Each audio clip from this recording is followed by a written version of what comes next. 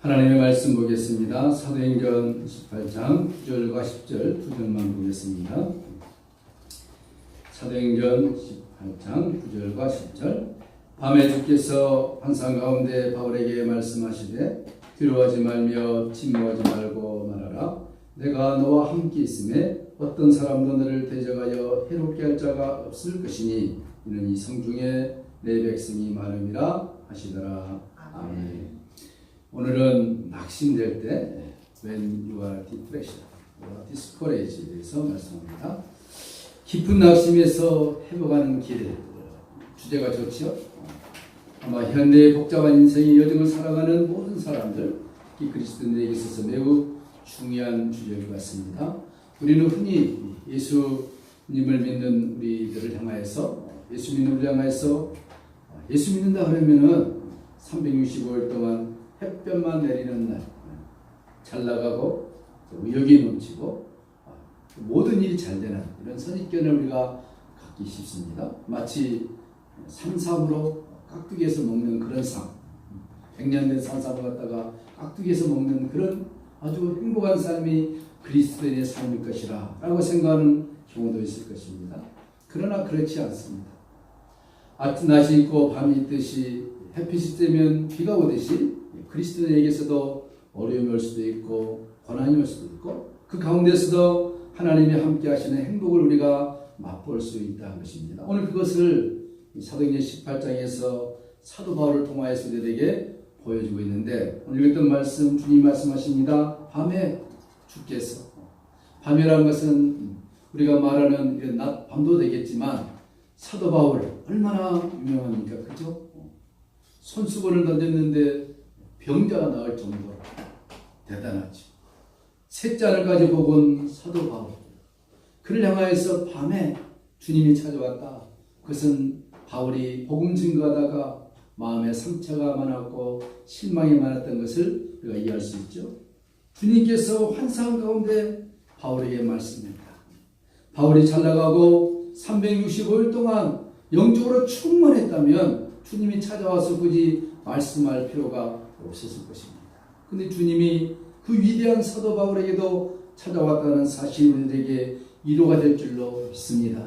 말씀하시되 두려워하지 말며 침묵하지 말고 말하라. 바울의 마음속에 두려움이 온 것 같습니다. 복음을 증거하다가 바울의 마음속에 절망과 낙심이 왔던 것 같습니다. 그래서 주님이 바울에게 던진 말씀이 무엇입니까? 첫 번째로 두려워하지 말라. Do not be afraid. 두려워하지 말라. 또 침묵하지 말라. Don't be silent. 그리고 be speak. 말하라. 내가 너와 함께 있을 것이다. 너 혼자라고 생각하지 말아라. 너 비록 결혼을 안 해서 혼자 살고 있지만 너 혼자가 아니다. 내가 너와 함께한다. I always with you. 내가 너와 함께한다. 어떤 사람도 너를 대적하여 해롭게 할 자가 없을 것이다. 수많은 사람들이 사도 바울이 가는 곳마다 따라다니면서 그를 죽이려 하고 심지어는 바울을 갖다가 돌에 쳐서 던졌더니 바울이 수많은 돌에 맞아서 죽었습니다. 기절해버린 거예요. 그래서 사람들이 죽었군 하고 성 밖에 바울을 들여다가 던져버렸어요. 죽은 사람이. 얼마나 고난을 당했습니까? 그런데 하나님께서 바울을 일으켜서 다시 복음을 증거하겠습니다. 무슨 말씀입니까? 너를 대적하여 해롭게 할 자가 많지만 그건 내가 너와 함께 할 것이다. 여러분 이 정도 되면은 위로가 되죠? 바울도 그러는데 하물며 나 정도야 소망이지 않습니까? 그래서 오늘 사도행전 18장 이 말씀을 보면서 우리가 신앙생활하면서 때로는 힘들고 어렵다 할지라도 그럴 때 우리가 어떻게 해야 할 것인가 몇 가지 원리를 우리에게 제시하고 있는 것을 우리가 볼 수 있죠. 사도 바울이 아시아에서 복음을 전하기 원했습니다. 아시아 그러면 지금 우리가 사는 한국, 북한, 중국 이런 아시아가 아니라 유럽 쪽에 있는 소아시아를 말합니다. 소아시아. 유럽 그쪽에서 복음을 전하기 원했지만 성령께서 막으시고 강권하여서 마게도냐 환상을 보여주면서 로마로 가라. 유럽으로 가라. 그래서 그 갔던 곳이 첫 번째 성이 빌립보였습니다. 그 갔더니 저 많은 귀신 여인을 하나 만나서 그를 고쳐주고 정상적인 하나님의 사람으로 만들었더니 오히려 되돌아온 것은 어떻습니까? 감옥에 갇히고 두들겨 맞고 얼마나 많이 맞았으면 잠이 안 왔습니다. 밤중에 바울과 실라가 일어나서 하나님을 찬송하고 기도했더니 옥문이 열리는 기적 우리가 보았죠. 그리고 또 거기서 나와서 복음 증거하다가 데살로니가에 왔습니다. 약간 큰 부흥이 있었지만 거기도 괴악한 자들, 깡패들, 조폭들이 바울을 쫓아다니면서 밤에 오직 했으면 밤에 바울이 복음을 증거하다가 도망갈 정도니까 대단했지. 디모데와 실라를 남겨두고 혼자서 도망친 곳이 우리가 잘 아는 아데네로 갔습니다. 아데네 갔더니 수많은 철학자들, 가방끈이 긴 사람들이 질병했습니다. 그들에게 변증학적으로 예수가 그리스도다, 예수가 참신이다 증거했지만 결과는 좋지 않았습니다. 그리고 힘들었습니다. 열매도 없었습니다. 너무 지쳤습니다. 마침내 간 곳이 그가 2차로 갔던 곳이 고린도였습니다. 우리가 지난주 살펴봤죠. 고린도. 여러분 기억하실 것은 사도행전 18장 그러면 이꼬로 고린도 그러면 됩니다. 왜 이게 중요하느냐? 고린도 그러면 우리 고린도전서, 고린도 후서 그러니까 중요한 거지만 당시에 복음이 들어가기 전에 고린도는 아주 지옥의 샘플 정도랄까요? 그렇게 부패하고 타락한 도시가 고린도였습니다. 황제 숭배 사상, 물질 만능 사상, 가득 음행과 음란이 판을 치는 사상, 그 비너스 신상에 1000명의 여성들이 봉사하는데 무슨 봉사를 하느냐? 음행의 봉사. 그곳에 예배하러 오는 그 남성들과 잠을 자면서 신과 접촉을 한다는 이 정말로 있을 수 없는 일을 했던 것이 고린도라는 도시입니다. 그래서 우리가 어떤 사람이 참 타락하고 말 안 들으면 이렇게 욕 아닌 욕을 한다 하죠. 너 정말로 고린도 사람처럼 행하네. 영어로는 고린티아니티스. 무슨 말이냐면 음란한 짓을 행하는 사람이다. 너 고린도 사람 같다. 그렇게 말들이 유행했다고 합니다. 그런 고린도에 가서 바울이 복음을 증거하는데 참 힘들었습니다. 낙심했습니다. 절망됐습니다. 왜 인간이기 때문에 그 사도 바울이 이때 하나님이 그를 위로하는데 세 가지 방법으로 주님이 위로를 해주십니다. 이걸 우리 한번 살펴보려고 합니다. 하나님의 위로는 언제 오는가? 하나님의 위로는 멀리 있는 것이 아니라 가까운 친구를 통해서 하나님 우리를 위로해 주십니다. 여러분 믿음 안에서 좋은 친구를 사귄다는 것은 참 중요한 것입니다. 친구, good friend, good friend. 사람이 제일 좋아하는 것이 무엇이냐면 현대사회는 돈이라고 명예라고 그러기도 하고 권력 여러 가지 있지만 믿음 안에서 가장 중요한 요소는 무엇이냐? 나와 함께 신앙에 동고동락할 수 있는 영적인 친구가 있는 그 친구가 남편이 될 수 있고 아내가 될 수 있고 옆에 있는 집사님이 될 수 있고 또 목사님이 될 수 있고 사모님이 될 수 있고 여러분에게 참 영적으로 원하는 친구가 있다.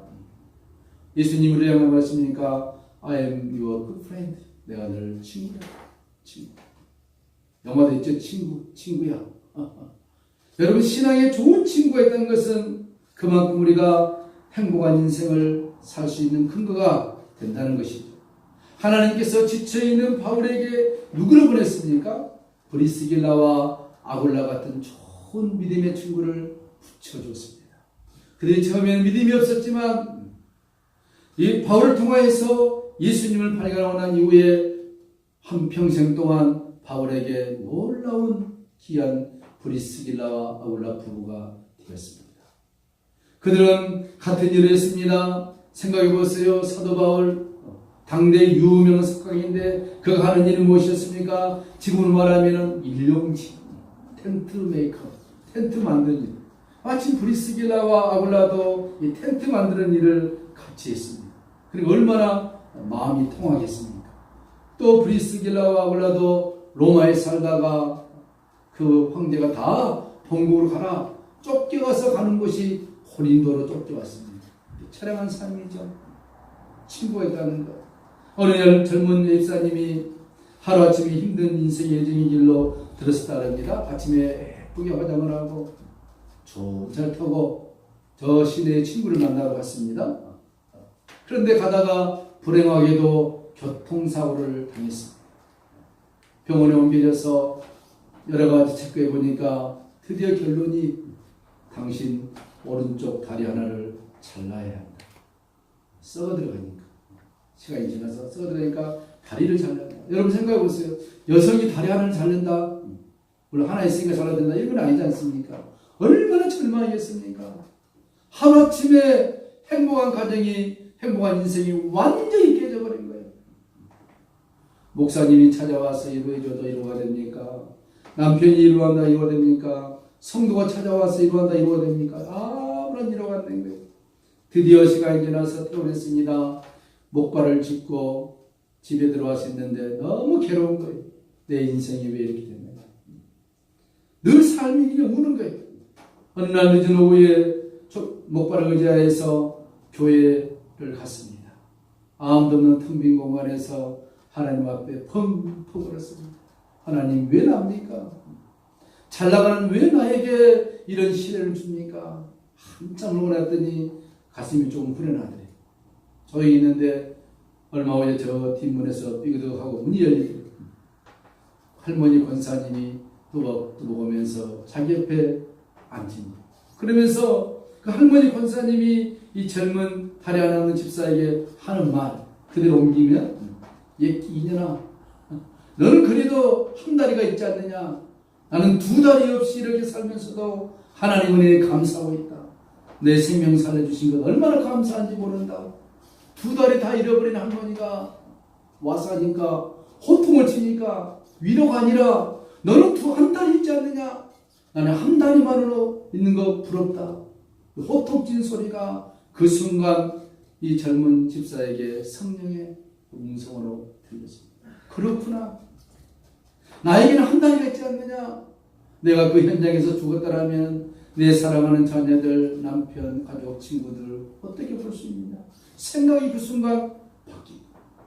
좌절과 절망과 고통의 생각에서 이 호통 소리를 듣고 났더니 생각이 바뀐 거예요. 그렇구나. 나 걸을 수 있고, 나 먹을 수 있고, 만나고 싶은 사람 만날 수 있고, 내 사랑하는 남편과 자녀들 만날 수 있고, 주일 교회 와서 설교 들을 수 있고, 내 살아있다는 것, 그것이 갑자기 강하게 자기 마음속에 밀려오더니 소망이 생긴 것입니다. 그리고 감사했답니다. 하나님, 이 연세 많으신 두 다리 없는 권사님 할머니 좋은 믿음의 친구를 나에게 보내주셔서 내가 계속 눈물과 탄식과 한숨을 쉬고 있는 나에게 위로와 소망과 감사로 볼 수 있는 눈을 열어주신 것 너무 감사합니다. 바뀌어버린 것입니다. 사랑하는 성도 여러분, 세상이 아무리 좋다 할지라도 화려하다 할지라도 내가 검정 안경을 쓰고 보면 다 까맣습니다. 그래서 세상이 어렵다 할지라도 내게 정말로 주님이 주신 영적인 안경을 쓰고 보면 거기에 소망이 있고 거기에 희망이 있고 거기에 감사가 있고 축복이 있다는 것입니다. 믿으시기 바랍니다. 어려울 때 힘들 때 하나님이 그에게 좋은 친구를 보내주었습니다. 믿음의 친구. 오늘 바울 서두에 말씀했듯이 얼마나 유명합니까? 그런 그에게 절망하고 좌절할 수밖에 없는 그에게 브리스길라와 아굴라 같은 좋은 믿음의 친구를 보내줬다는 사실입니다. 여러분, 나에게 가장 필요한 믿음의 친구가 아직 없습니까? 기도하십시오. 주님, 나에게 내가 주님 나라 갈 때까지 나를 위하여 기도해 줄 수 있고 나를 위하여 위로해 줄 수 있고 때로 나를 책망해 줄 수 있는 믿음의 좋은 동역자를 하나님 허락하여 주시옵소서. 남편이 될 수 있고 아내가 될 수 있고 다른 동역자가 될 수 있다는 사실.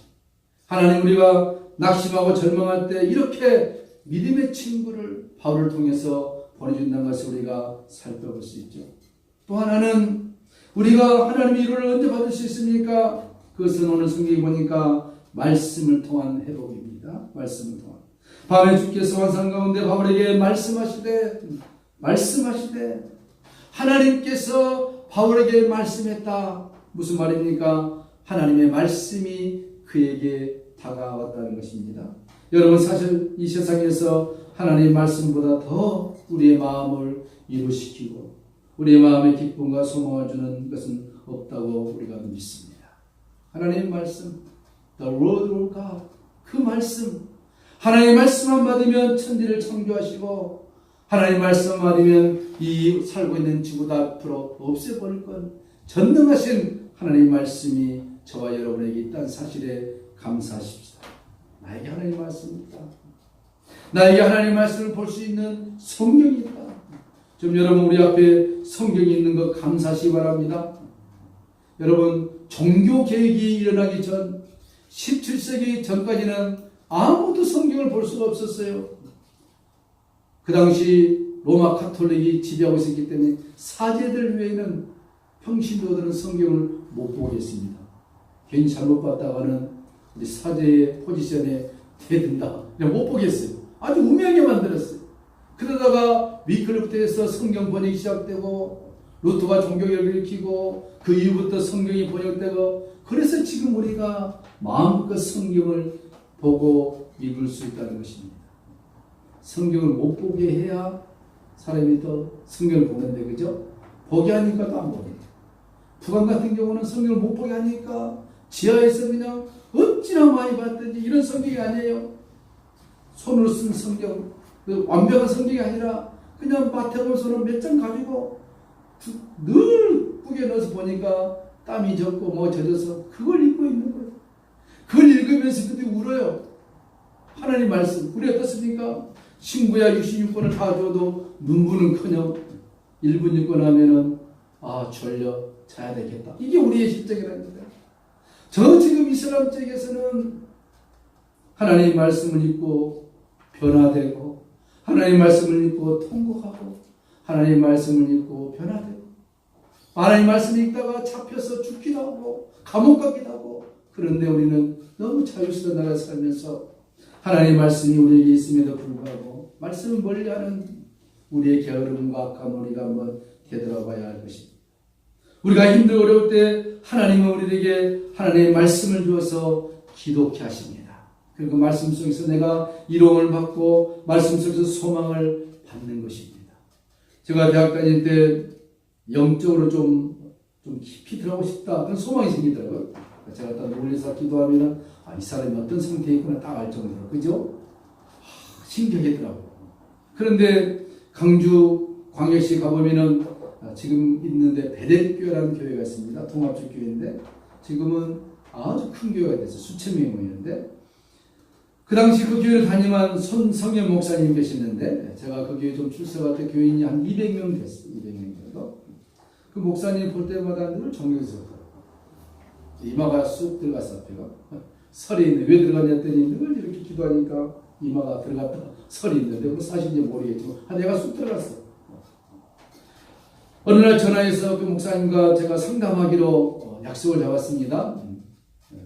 그래서 드디어 그 목양실에 가서 목사님을 만나서 제가 물었습니다. 목사님, 어떻게 하면 목사님처럼 영적으로 지연하고 깊을 수 있습니까? 저는 그렇게 절실했었어요. 목사님 말씀대로 너무 좋거든요. 어떻게 하면 손성현 목사님처럼 영적으로 깊고 그럴 수 있습니까?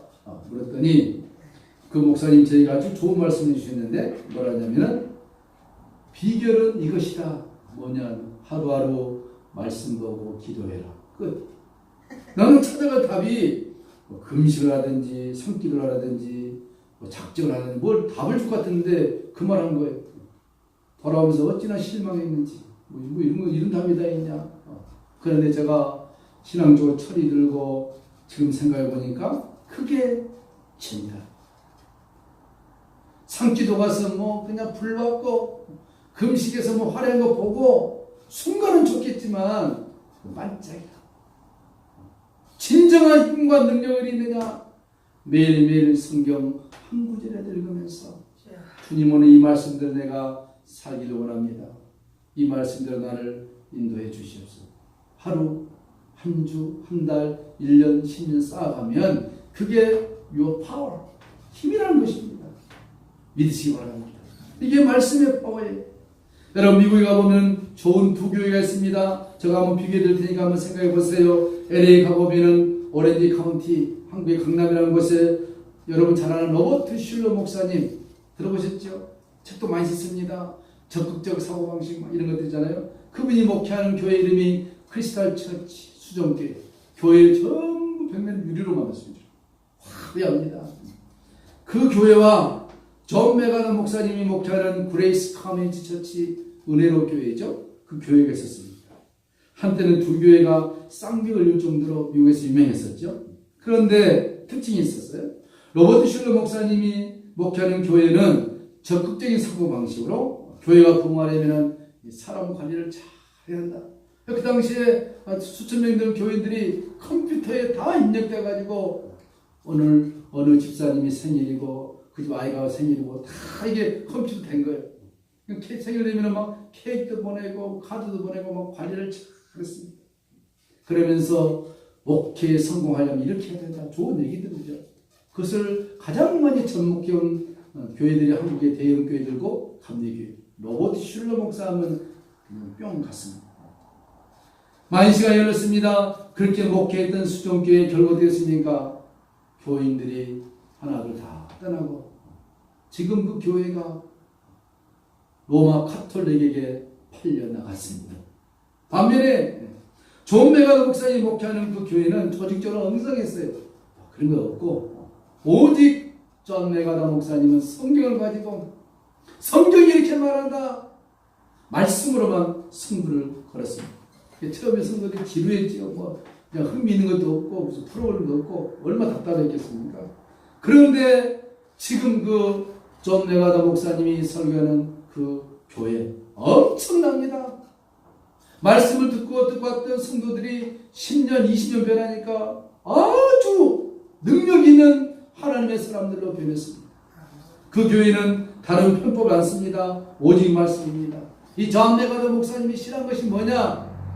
그 사람이 주장한 것이 뭐냐 하면은 우리는 예수님 말으로 충분하다. The Christ is sufficient to you, to us. 예수 그리스도만 만족하면 된다 이것입니다. 막 교회에서 그냥 전도하는데 전도 100명 하면 냉장고 한 대 주고 50명 하면 대형 텔레비전 주고 500명 하면 동남아 5박 6일 여행권 주고 이런 것을 강력하게 싫어하는 사람이 누구냐? 존 메가더. 그거 필요 없다. 왜 모이려고 하느냐? 이 사람의 목회 방식이 뭐냐? 나는 그렇게 하지 않는다. 내가 하나님의 말씀으로 승부를 거는데 나의 메시지를 듣고 한 사람만 남아있다면 나는 승리한, 나는 성공한 목회자다. 그런 처럼. 처음에는 어려웠죠. 우리 교회는 다른 교회처럼 하는 무슨 프로그램이 없느냐? 항의대 들어왔는데 목사님 흔들지 않았습니다. 당신이 이 교회에 있고 떠난 것 하나님의 씁니다. 한 명만 남는다 할지라도 나는 말씀으로 가리라. 결국 누가 승리했습니까? 하나님의 말씀입니다. 여러분 그렇습니다. 우리 성도들에게 있어서 오직 말씀, 오직 성경, 기도, 성령을 의지해서 살아갈 때 내가 고난과 역경이 온다 할지라도 하나님이 그 말씀이 나를 든든하게 세워갈 줄로 믿습니다. 그래서 말씀을 읽는 거예요. 지금 읽어도 뭐 갑자기 읽는데 하늘에서 불이 떨어진다면 안 읽을 사람이 누가 있겠어요? 로마서 1장 읽는데 갑자기 그냥 영안이 확 열려가지고 천국 지옥이 보이는데 누가 안 읽겠어요? 옆에 앉아있는 우리 딸도 있겠지. 막 밤을 새가면서 2장을 읽는데 하늘에 그냥 보화가 보이는 거예요. 이야 신기하다. 로마서 3장 읽는데 그냥 예전에 살았던 애국 사람들이 그냥 환상으로 들어보는 거예요. 누가 안 읽겠어요? 성경은 그것이 아닙니다. 나는 하나님의 말씀 읽는데 이해가 안 될지 알지라도 내 영혼은 하나님의 말씀이 너무너무 그리워합니다. 내 영혼은 하나님의 말씀을 들어야만이 살 수 있는 거예요. 내 육과 영이 너무 떨어져 있기 때문에 수준 차이가 너무 나기 때문에 이게 지금 전달이 안 된 것이지 영과 육이 거의 같다면 하나님의 말씀을 사랑하지 않고는 내 영이 견딜 수 없는 것을 내 육체가 아는 거예요. 그렇지. 기도 많이 한 사람들은 하루라도 기도하지 않으면 불안한 거예요. 그게 잘못된 것이 아니라 그 정도로 영적으로 성숙한 거예요. 영적으로 성숙한 사람들은 하나님과 가까이 있는 것을 좋아하지 백화점 다니고 여행 다니고 이거 별로 좋아하지 않습니다. 나쁘다는 건 아니에요. 하지만 그런데 가보면은 잡다한 영들이 많이 있어서 괴롭습니다. 여러분 여행을 저 유럽이나 미국 가다가 동남아 가보세요. 태국이나 저 중국이나 가보면은 필리핀 가보면은 머리가 깨지려고 합니다. 나는 그래서 가끔 그리스도인들이 중국 갔다 오고 태국 갔다 오고 필리핀 갔다 오면서 와 좋더라 관광 다녀오니까 좀 이해가 안 돼. 자, 필리핀 가보고 중국 가봤는데 그냥 영적으로 그냥 안 맞으니까 다 빨갛고 그냥 희한하니까 머리가 아프고 반면에 신앙이 좋은 미국 좋은 데 가보면 하나님이 만들어 놓은 이 아름다운 작품 얼마나 좋습니까? 그렇죠? 가장 좋은 여행은 뭡니까? 깊이 기도하다가 내 영이 주님의 나라 잠깐 갔다 오는 거 가고 싶지. 제가 여러분을 그곳에 보낼 수는 있는데 다시 모셔올 자신이 없어서 못 보낸 거예요. 거기 가긴 할 수 있을 것 같은데 갔다가 오는 걸 내가 자신이 없어서 지금 고민 중입니다. 여러분 그렇습니다. 하나님 말씀 로마서 읽습니다. 우리가 로마서를 읽다가 하나님 앞에 쓰임받는 사람들이 종종 있습니다. 로마서를 읽다가 그 말씀의 능력의 빛이 우리 영혼 속에 들어와서 내가 죄인이었구나. 내가 죄인이었구나. 이 죄인이었던 나를 하나님이 그 아들을 십자가에 죽게 하심으로 살려주었구나. 내가 행복한 자다. 나의 남은 인생은 무엇이냐? 주님의 나라와 영광을 위하여 살다가 주님 오실 때 주님 나라 가서 저 천국의 영광의 보화의 주인이 되는 것. 이게 열려야 돼요. 그게 눈이 열려. 그 안 열리면요 세상 살다가 그냥 죽습니다. 예수 믿는 것, 종교, 엑서사이즈 이게 아니라니까요. 그건 형이 하학적인 거예요. 형이 사학적인 것은 무엇이냐? 예수와 내가 어떤 관계가 있느냐, 어떤 릴레이션십 달라집니다. 가치와 목표가 달라. 예수 믿지 않으면 에이 나 안 믿어요. 이런 사람들 보면은 참 안타까워요. 지금 예수 안 믿는 사람이 수많은데 너무 안타까워요. 대단한 사람들이죠. 아주 지옥도 무서워하지 않는 무슨 만화책에 나오는 철인들 같아요. 그렇죠? 괴물들 같아요. 제가 볼 때는. 예수님 안 믿고 어떻게 삽니까? 지금 이 시대에 언제 죽을지 모르는데. 죽으면 you must go hell. 지옥 가야 됩니다. 가지 않을 방법이 없어요. 하나님이 세워놓으신 law, 법입니다. 예수 안 믿고 죽으면 미안하지만 갈 수밖에 없는 게 인생. 이런 얘기를 해도 안 믿어. 대단한 건지 바본지는 모르겠지만. 그러나 우리는 오늘 예수를 믿고 하나님의 말씀이 우리에게 주어졌다. 힘들고 그랬습니까? 그때그때마다 평시 말씀 우리가 사모합시다. 한 절 읽어도 좋아요. 성경 읽을 시간이 없고 넘어갈 때도 있을 거예요. 그때 내가 잠시 1초라도 암송했던 말씀 한번 암송한 것입니다. 하나님이 세상을 처럼 사랑하사 독생자를 주셨습니다. 누구든지 저를 믿는 자는 멸망치 않고 영생을 얻게 하려 하십니다. 좀 길죠? 이 말씀을 해보세요. 하나님이 태초에 천지를 창조했습니다. 어렵습니까? 한마디 외우면 돼요. 예수 천국. 이거 할 수 있잖아요.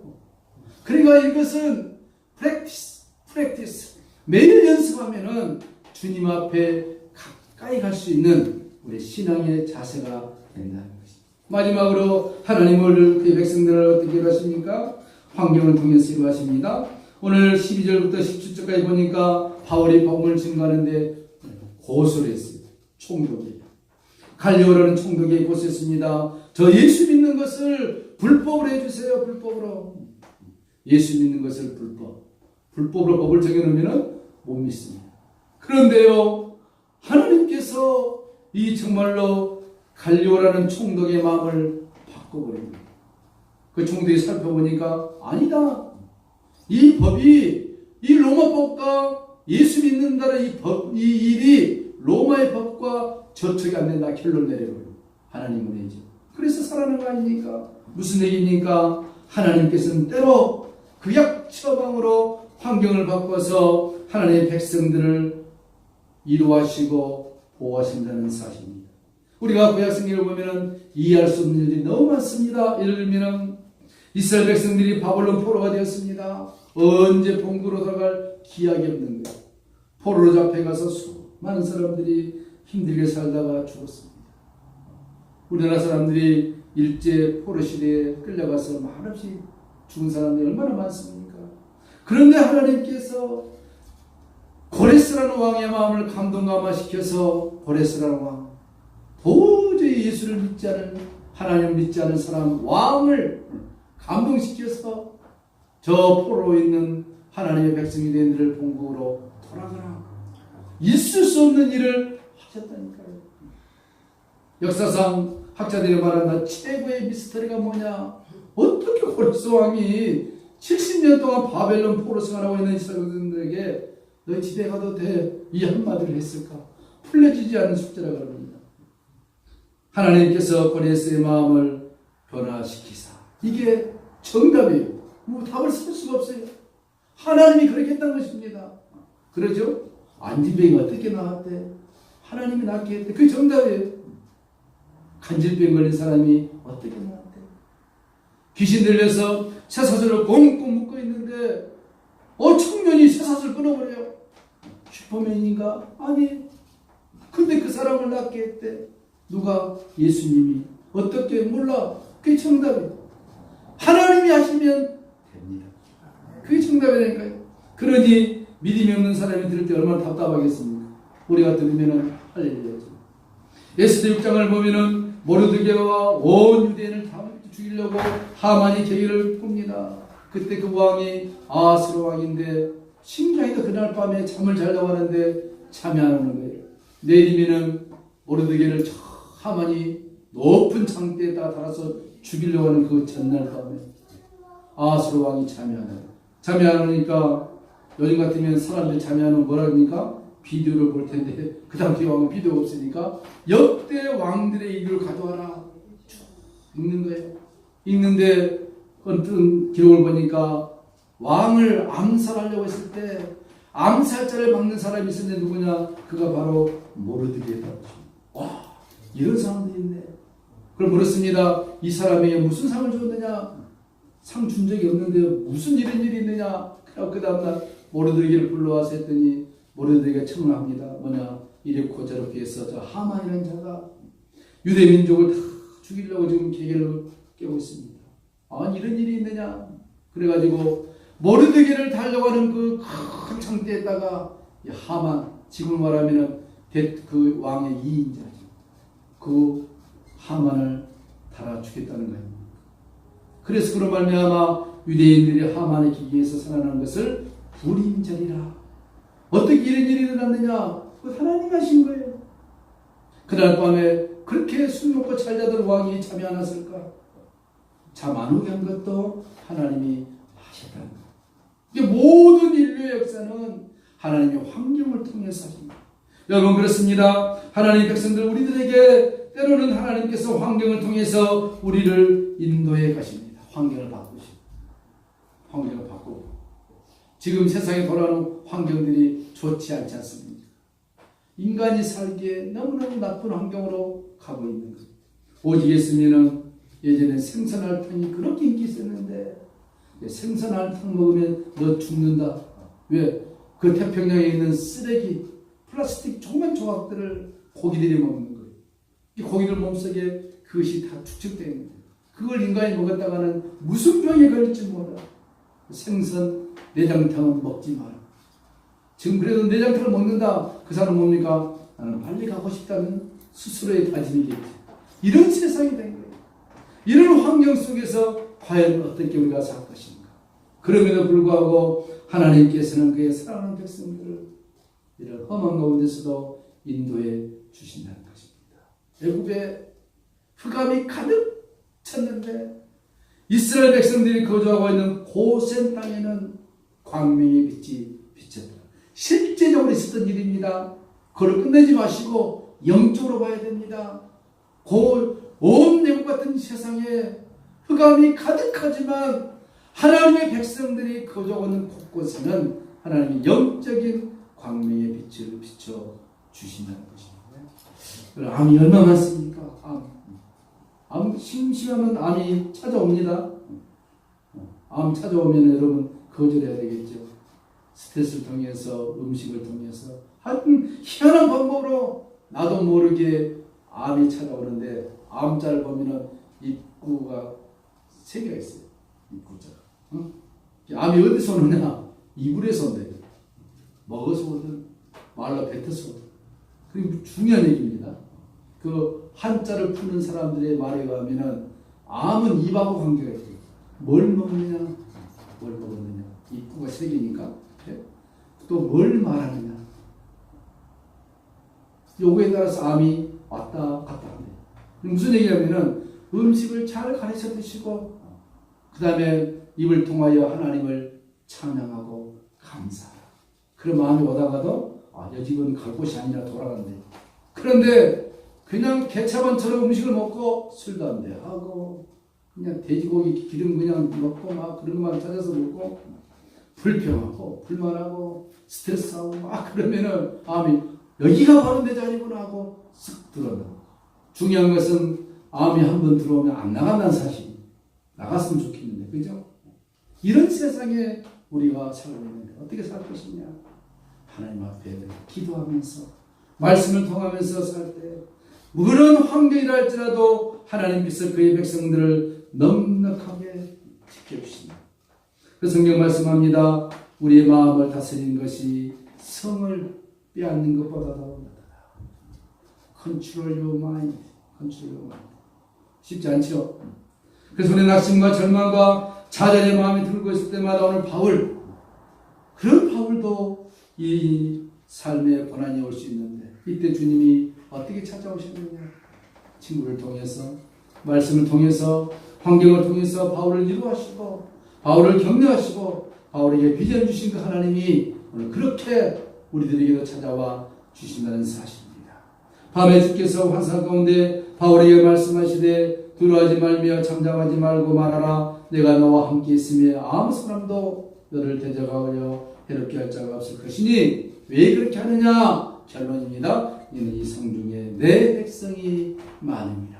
한 생명이라도 더 구원케 하게 하여 하나님이 우리와 함께 있다는 것이죠. 왜 하나님을 사랑하십니까? 왜 하나님 우리에게 교회를 주었습니까? 여러분 가정을 주었습니까? 자녀를 주었습니까?